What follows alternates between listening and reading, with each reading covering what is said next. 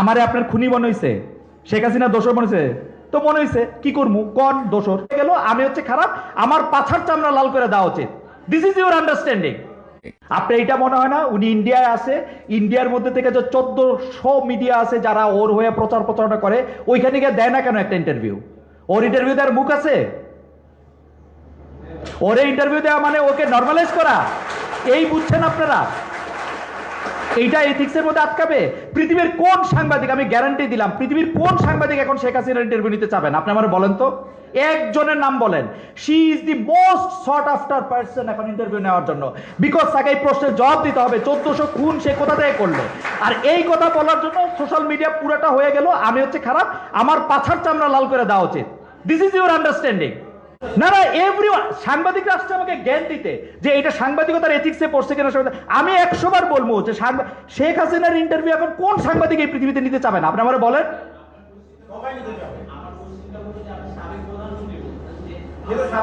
তাই সে সাবেক প্রধানমন্ত্রী না। আমি বিগত সময় কি বলছি এটার লোকে মিলায় আপনি কবেন এই সরকার আমার না, মানে হ্যাঁ ইউনূস সরকার আমি চুজ করি না তো। আরে বাবা, প্রধানমন্ত্রী অভ্যুত্থানের মধ্যে আমি এই সরকার না কইছি, কারণ হচ্ছে ও গণতন্ত্রের মাধ্যমে আসে না, আমার ভোটের মাধ্যমে আসে নাই, দ্যাটস ওয়াই এই সরকার আমার না। তাই বলে কি আমি সরকারের স্বীকার করি না? আপনার আর্গুমেন্ট আমি বুঝতেছি না, মাইকলে এখন আমি বলছি সিরিয়াতে আমাদের সিরিয়া টিরিয়া বলেন না, আপনি বাংলাদেশ বলেন।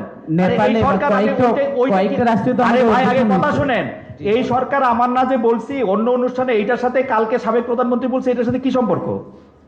আজকে না ওই যে ঢাকা বিশ্ববিদ্যালয়ের সাবেক প্রধানমন্ত্রী বলছি, মানে এটা কি বললেন একটু বুঝায় বলেন না। আপনি যখন ওনাকে সাবেক প্রধানমন্ত্রী বলছেন, এইখানে লেজিটিমেট ওনার যে আবার ওনাকে ফ্যাসিস্টও বলছেন না, তখন বিষয়টা হচ্ছে যে আমি কথায় কথা দাঁড়ান। আচ্ছা, উনি সাবেক প্রধানমন্ত্রী না হইলে এখন বাংলাদেশের রাষ্ট্রপতি কে? বাংলাদেশের এখন চুপ রয়েছে। কার দ্বারা অ্যাপয়েন্টেড? জি, বাংলাদেশের রাষ্ট্রপতি কার দ্বারা অ্যাপয়েন্টেড?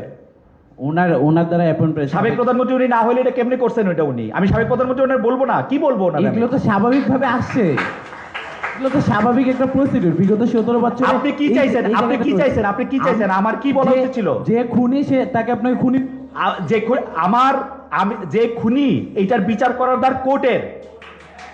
আশ্চর্য, আমি কেন একটা লোকের খুনি বলবো? আমি বুঝলাম না। এখন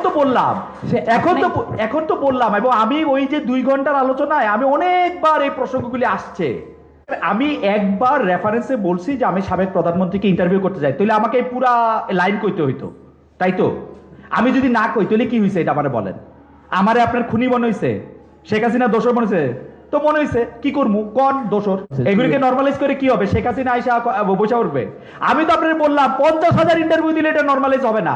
আরে ভাই, শেখ হাসিনা যখন ক্ষমতায় ছিল মাইকটা দেন না আপনি, এত তো রেখেছেন কেন ভাই? আপনি আমার কথা শুনেন, এদিকে সরেন, শোনেন কথা শুনেন, শোনেন। আপনি মাইকটা দেন, অন্যদের প্রশ্ন করতে দেন, এই যে আমার দিকে তাকান।